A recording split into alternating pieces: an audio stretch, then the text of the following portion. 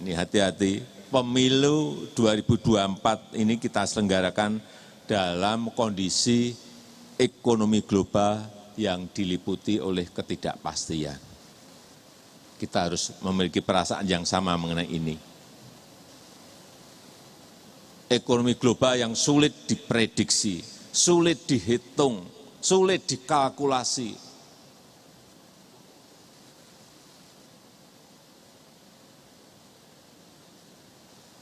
Sudah sering saya sampaikan, sekarang ini sudah 14 negara masuk sebagai pasiennya IMF untuk dibantu.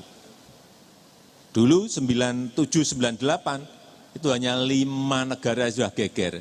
Ini sudah 14 negara masuk jadi pasien.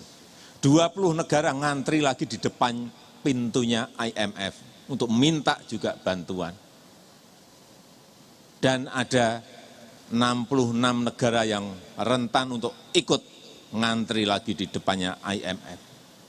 Ini yang kita harus memiliki perasaan yang sama bahwa sekarang kita tidak berada pada posisi yang normal, tetapi pada posisi yang abnormal. Karena pandemi, diawali oleh pandemi, perang di Ukraina, ketegangan geopolitik, muncul persoalan-persoalan baru, krisis pangan, krisis energi, krisis finansial, krisis biaya hidup di semua negara dan justru yang banyak di negara-negara maju. Inilah yang kita harus memiliki perasaan yang sama bahwa saat ini keadaan dunia sedang sulit dan semua kepala negara pusing kepalanya.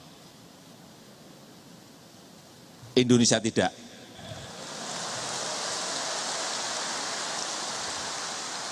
Alhamdulillah patut kita syukuri kita berada pada posisi yang baik.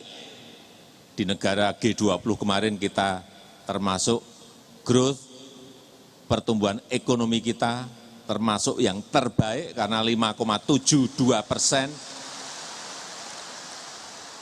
Tapi tetap kita harus hati-hati dan waspada. Jangan sampai membuat kebijakan sekecil apapun yang salah sehingga kita terpleset menjadi sulit. Ini yang harus kita pertahankan. Oleh sebab itu, stabilitas politik betul-betul harus kita jaga. Jadi saya titip pesan tadi dalam rangka juga ke sisi ekonomi. Sekali lagi, pemilu 2024 diselenggarakan dalam kondisi ekonomi global yang penuh dengan kesuraman, kesulitan, ketidakpastian. Di tengah kita bekerja keras untuk terus memulihkan ekonomi kita. Oleh sebab itu, saya titip KPU harus bekerja dengan efisien. Memanfaatkan anggarannya dengan cermat dan efisien, mengatur skala-skala prioritas yang memang harus.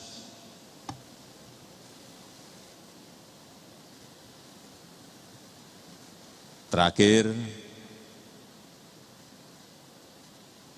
saya ingin juga kita semuanya, KPU, memperkuat pendidikan politik bagi para kontestan maupun masyarakat. Ini sangat penting. Dan sejak awal mengajak para peserta pemilu untuk melakukan pemilu yang damai, pemilu yang jujur, pemilu yang berintegritas, dan menolak tindakan-tindakan yang tidak terpuji yang mencederai demokrasi, menyebar fitnah, menyebar ujaran kebencian, politik uang, dan yang lain-lainnya.